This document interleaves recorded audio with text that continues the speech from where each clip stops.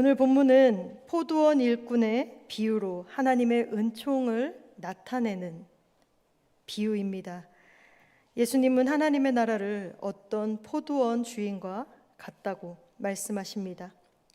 포도 수확기가 되어 포도원 주인은 일꾼을 고용하기 위해 포도원을 나서지요.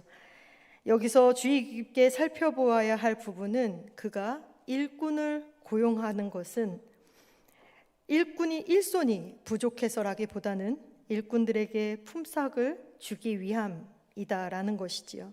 거리에서 할 일이 없이 빈둥거리는 사람들, 아무도 일자리를 주지 않아서 방황하는 이들, 하루 벌어 하루 사는 가난한 노동자들에게 오늘의 고용의 실패는 내일의 배고픔을 의미하였습니다. 그들에게 일할 기회를 주고 품삯을 주는 것이 포도원 주인의 뜻이었습니다. 포도원 주인은 하나님을 의미합니다. 그 포도원 주인의 마음은 곧 하나님의 마음이지요.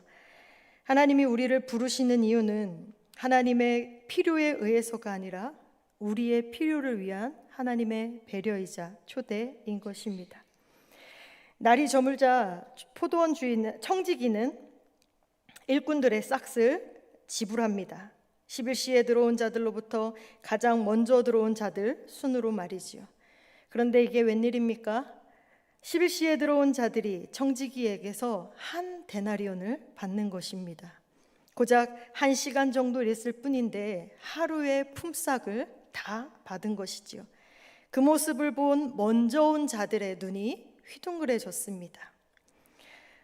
이윽고 먼저 들어온 자들의 마음에 나보다 늦게 온 자들에게 저 정도를 준다면 나는 더 받을 수 있겠지라는 기대감이 한껏 차올랐을 것입니다. 가장 먼저 들어온 자의 기대가 가장 컸을 것은 두말하면 잔소리였습니다. 1시간 일한 자들이 한 데나리온을 받았으면 자신들은 도대체 몇 데나리온을 받을까 기대했을 것입니다. 드디어 비유는 놀라운 반전을 선보이지요. 이 반전을 위해 지금껏 숨 고르기를 한 것입니다. 모두 싹을 받는데, 차례대로 싹을 받는데 노동의 시간에 상관없이 모두가 같은 한 데나리오씩을 받는 것이 반전이었습니다. 모두의 기대가 산산조각 나는 순간이지요. 불만의 크기는 그 품꾼들이 기대했던 그 기대감의 크기에 비례하였습니다. 가장 먼저 온 자가 주인을 향하여 원망을 쏟아냅니다. 온종일 떼약볕 아래에서 포도원 이곳저곳을 누비며 땀을 쏟았던 자신들을 선선한 오후에 들어와서 고작 1시간 정도 일한 자들과 동일한 대우를 한다는 것이 부당하게 여겨졌습니다. 새벽에 고용되었을 때, 아무도 불러주는 이가 없었을 때, 거리에서 방황했을 때를 잊어버렸습니다. 고마움은 온데간데 없고 마치 자신이 크게 손해입은 자 마냥 불평을 표출하고 있는 모습들입니다. 우리는 때때로 다른 사람과 비교하면서 나의 행복과 나의 안도감을 찾으려고 애씁니다. 능력이나 공로가 많은 사람은 높은 지위를 차지하고 열등한 사람은 낮은 지위를 차지하지만 신앙에서는 다른 사람과의 비교가 있을 수가 없습니다. 나와 하나님과의 관계 속에서 누리는 절대 평안과 만족 때문이지요. 따라서 중요한 것은 하나님과 나와의 관계가 얼마나 올바르게 관계 맺고 있는가가 중요한 것입니다. 하나님 나라에는 나중이었던 사람이 먼저 되고 먼저 된 사람이 나중 될 수도 있습니다. 곧 인간이 만들어 오는 우선순위가 중요한 것이 아니라 하나님이 만드신 하나님의 우선순위에 의해 모든 질서가 이루어지고 있는 것이지요. 하나님의 원칙은 세상의 기준인 능력이나 공로에 의해 우선순위가 결정되는 것이 아니라 모든 것이 하나님의 은혜에 의해 결정되는 것입니다. 천국을 소망한다면 내가 천국을 바라보고 있다면, 천국을 원한다면 나의 기준과 판단을 내려놓아야 합니다. 그렇지 않으면 먼저라고 생각했던 저와 여러분의 삶이 나중으로 추락될지도 모르는 것입니다. 언뜻 내 것을 가지고 내 뜻대로 하는 것은 정당해 보이지만, 세상은 정당한 것이라고 이야기하지만, 저와 여러분은 하나님 나라를 소망하는 자들이기에, 하나님의 소유된 백성이기에 하나님의 뜻대로, 하나님께서 바라는 대로 움직이는 것이 마땅한 것입니다. 나의 기준과 판단으로 불합리하고 불공평하다 할지라도 하나님의 원칙이 세상의 기준인 능력이나 공로에 의해 판단되는 것이 아닌 오직 하나님의 은혜임을 깨달아 아는 저와 여러분이 되실 수 있기를 바랍니다. 그것이 곧 하나님 아버지의 마음이자 은혜이자 사랑입니다. 청지기가 싹을 나누어 주지만 포도원 주인도 그 자리에 함께하며 이 모든 상황을 지켜보고 있었습니다.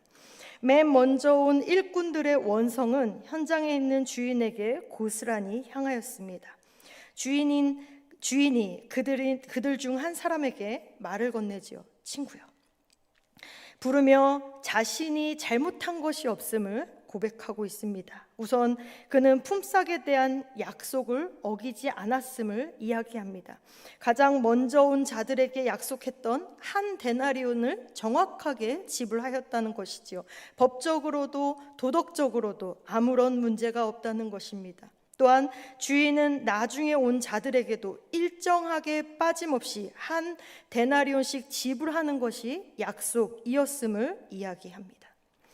두 번째로 그는 일꾼들에게 상당하게 주겠노라고 약속했고, 그 이후에 고용된 모두에게도 동일한 약속을 하였다는 것입니다. 결과적으로 모두 상당하게, 그러나 기대 이상의 것을 받은 것이지요. 선을 베푸는 것이 주인의 원래 의도이자 원래 가졌던 뜻이었기 때문입니다.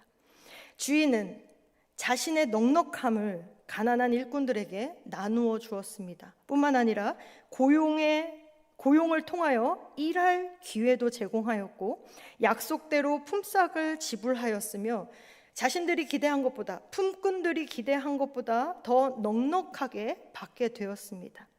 고용을 꺼려한 사람들에게까지 일할 기회를 제공하였던 것이지요. 주인은 절망으로 마감할 뻔한 오늘의 인생을 소망으로 바꿔준 것입니다. 주인은 노동력 착취와 이윤 창출에만 눈이 어두운 매정한 주인들과는 달리 다른 성품을 가진 소유자였습니다. 자신의 소유로 마음껏 선을 베푸는 그를 향해 악하다고 말하는 것은 부당한 것이지요.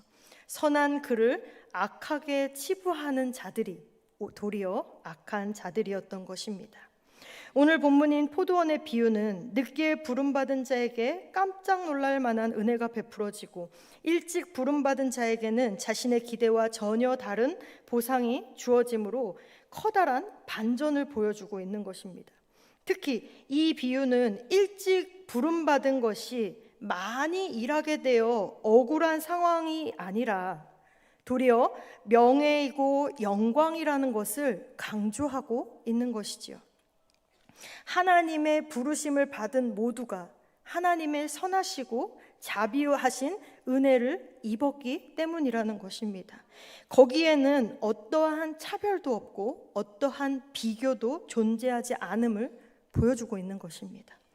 선하고 자비로운 주인의 포도원에 일찍 들어가서 일하게 된 것만으로도 그 품꾼들에게 손해가 나는 것이 아니라 오히려 복된 것임을 이야기하고 있는 것입니다.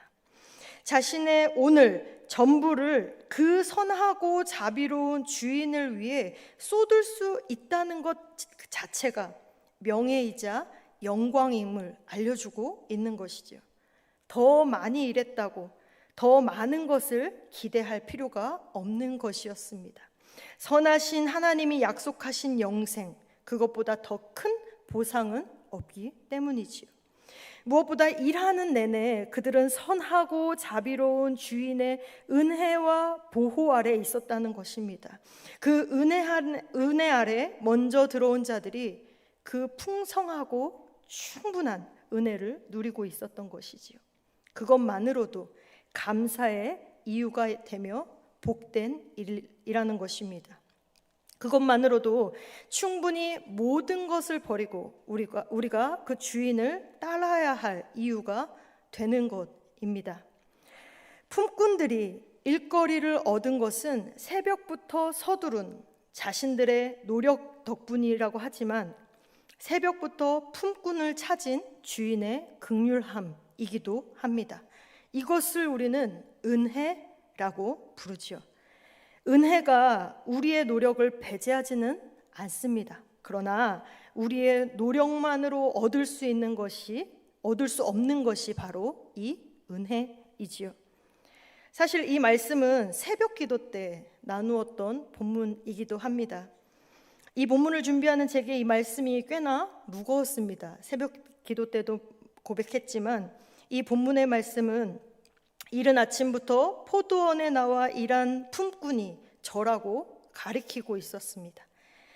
주인의 긍휼과 연민으로 일할 수 있는 기회를 제공받은 것을 감사하는 것이 아니라 내가 부지런히 새벽에 서둘렀기 때문에 일할 수 있는 기회를 잡았다고 생각한 품꾼이었습니다. 나는 이른 새벽에 부름받아 오후에 부름받은 품꾼보다 훨씬 더 많은 일을 하며 하루를 보냈는데 나에게 왜 이것밖에 주지 않냐고 더 많은 보상을 해내라고 불평하는 품꾼이었습니다. 생각해보면 주인이 선택하여 부르지 않았다면 거리에서 할 일 없이 빈둥거렸을 것이고 아무도 일자리를 주지 않아 방황하였을 것이며 오늘 고용에 실패하였기에 내일 배고픔을 피하지 못할 인생이었음에도 불구하고 여전히 삶의 자리에서 불평하고 불편해하는 저의 삶을 발견한 것이죠.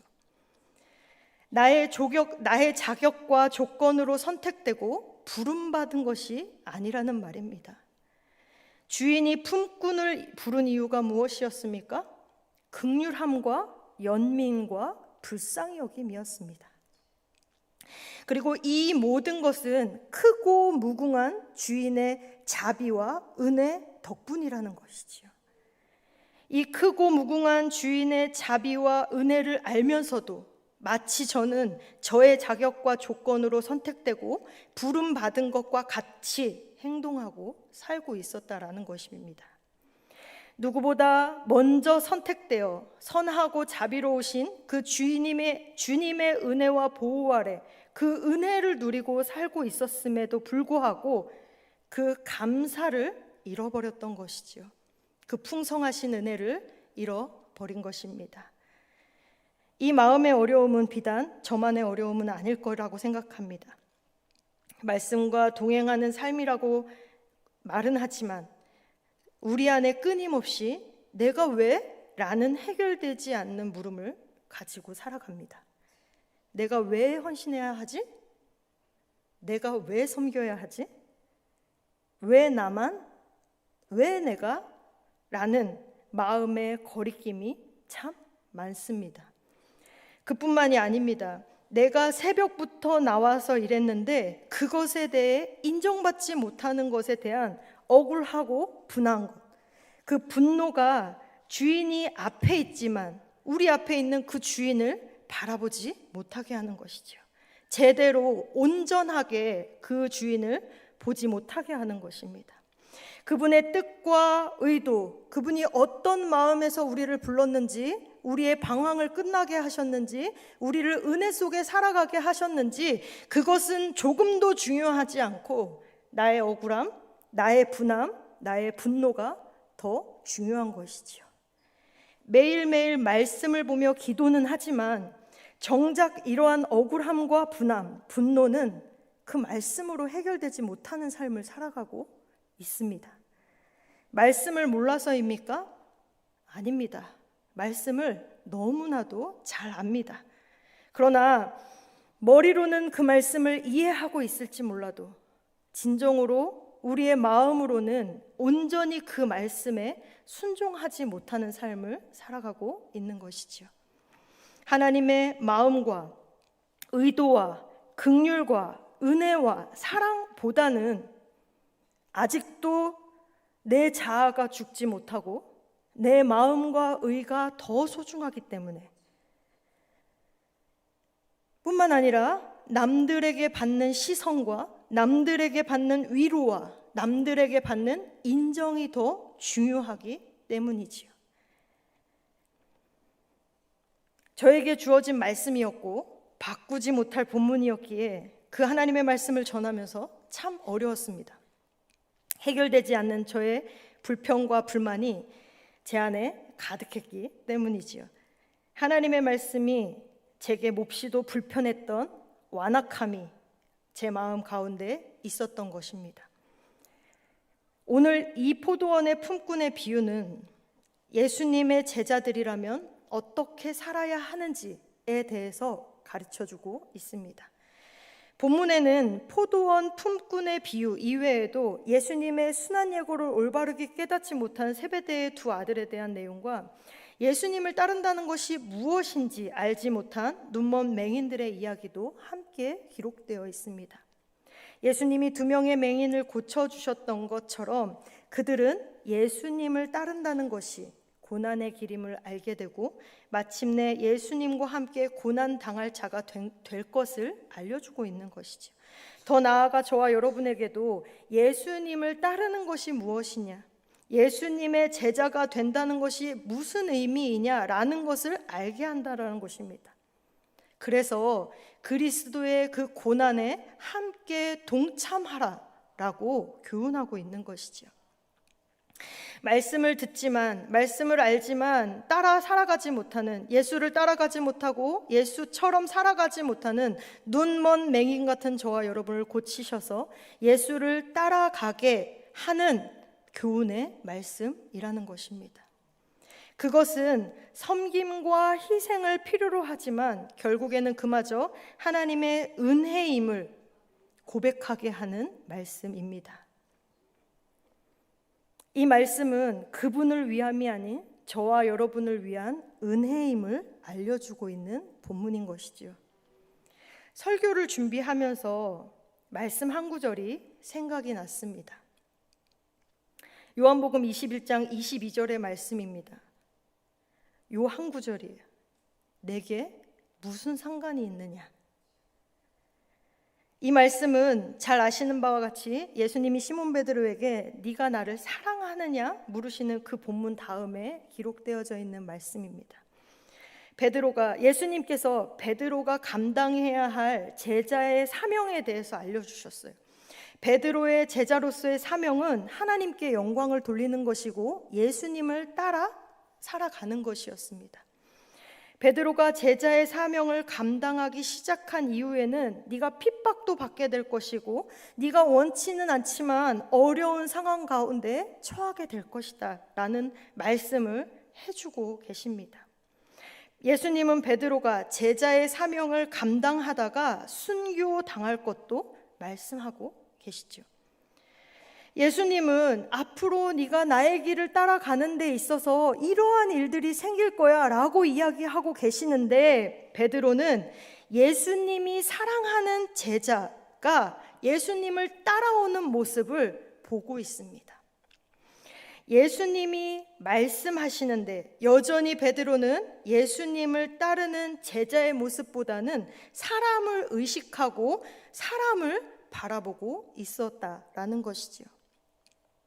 베드로는 자신이 순교당할 것을 예수님한테 듣자 그 사랑하시는 제자는 어떻게 되는지에 대해서 질문하고 있습니다. 네가 나를 따를 때 너에게 이런 일이 일어날 거야 라고 얘기하시는데 그런데 예수님 쟤는요? 라고 묻고 있는 것이죠. 그러자 예수님이 베드로에게 그 제자의 사명과 운명에 대해서는 상관하지 말고 너는 나를 따라라 라고 명령하시는 내용입니다.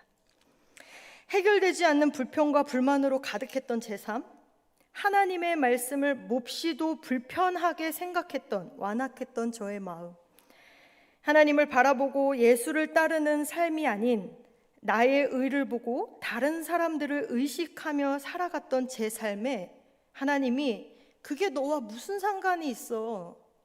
너는 그냥 너의 은혜를 살아라 라고 말씀하셨습니다. 하나님이 저와 여러분에게 주신 각자의 사명이 있습니다. 그런데 저와 여러분은 끊임없이 다른 사람과 비교하며 불평하며 삶을 불편해하며 살아가고 있습니다. 비교는 주님을 따르는데 전혀 도움이 되지 못합니다. 나보다 나를 더 잘하시는 하나님이 각자에게 꼭 맞는 특별한 인생을 계획하시고 저와 여러분에게 특별한 사명을 허락하여 주셨습니다. 그 사명은 저와 여러분만이 감당할 수 있는 사명인 것이지요.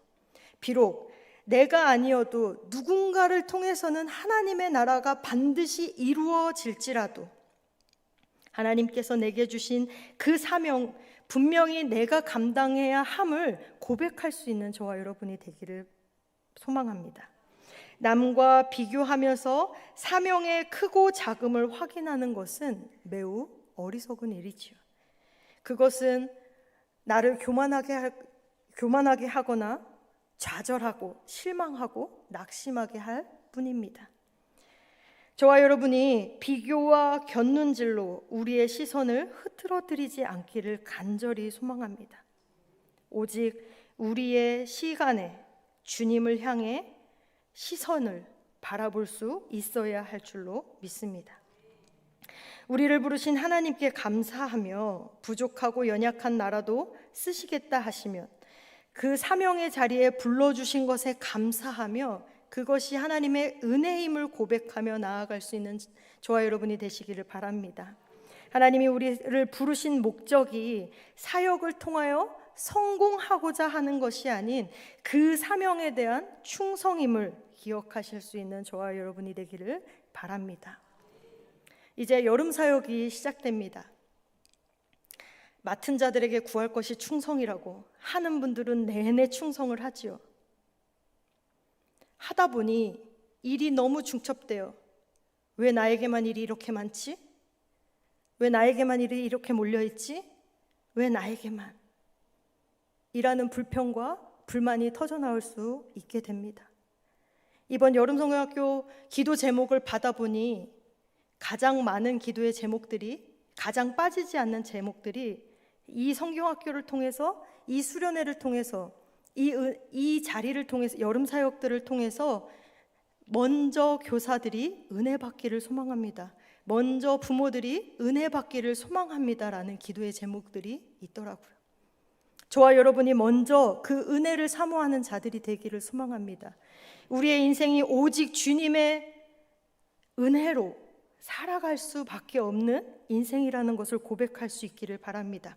우리를 긍휼히 여기시고 불쌍히 여기시는 그 주님, 그 주님의 은혜 아니고서는 우리가 단 하루도 살 수 없는 존재임을 고백하실 수 있기를 원하고, 우리가 거창하고 대단한 것을 이루는 삶이 아닐지라도 그럼에도 불구하고 우리들을 사용하시겠다고 부르신 그 목적에 따라 순종하며 살아갈 수 있는 저와 여러분이 되시기를 바랍니다. 비록 넘어지고 실수할지언정 여전히 견눈질하고 세상을 바라보며 사람을 바라보며 살아갈지언정 하나님께서 이미 우리에게 허락하신 한이 없으시고 풍성한 은혜를 기억하실 수 있기를 바라고, 불평과 불만으로 가득했던 나의 삶이, 나의 의가, 나의 의식이 주님의 은혜를 기억하고 주님의 은혜를 바라보며 주님이 주신 은혜를 감사함으로 고백하며 살아가실 수 있게 되기를 주님의 이름으로 축복합니다. 기도하겠습니다. 나보다 나를 더 잘하시는 하나님께서 우리에게 가장 적합한 사명을 주신 것임을 믿고 고백하며 나아갑니다. 하나님께서 우리에게 주신 사명을 끝까지 감당할 수 있는 저희들 되게 하시고 충성할 수 있는 저희들이 되게 하여 주옵소서. 저희를 긍휼히 여기시고 불쌍히 여기시는 주님, 오늘도 주님의 은혜 아니고는 살아갈 수 없음을 고백합니다. 연약하고 부족하여 주님의 뜻을 이루며 살기에는 여전히 한심한 우리들이지만 넘어지고 실수할지라도 주님만을 바라보겠노라고 고백하는 믿음으로 살아가길 소망합니다. 이미 허락하신 주님의 한이 없으시고 풍성한 넘치는 은혜를 경험하게 하시고 불평과 불만으로 가득했던 우리의 삶이, 불편했던 우리의 완악함이 하나님의 은혜로 덮이게 하여 주옵소서. 나의 의를 보고 다른 사람을 의식하며 살았던 우리의 삶을 주님의 은혜로 함께하여 주옵소서. 여전히 우리의 시선은 곁눈질하며 세상을 향하고 사람을 향할지라도 우리의 심령과 형상이 주님만을 바라보고 따르겠노라 고백하며 결단하는 신앙 되게 하여 주옵소서. 감사드리며 예수님의 거룩하신 이름으로 기도합니다. 아멘.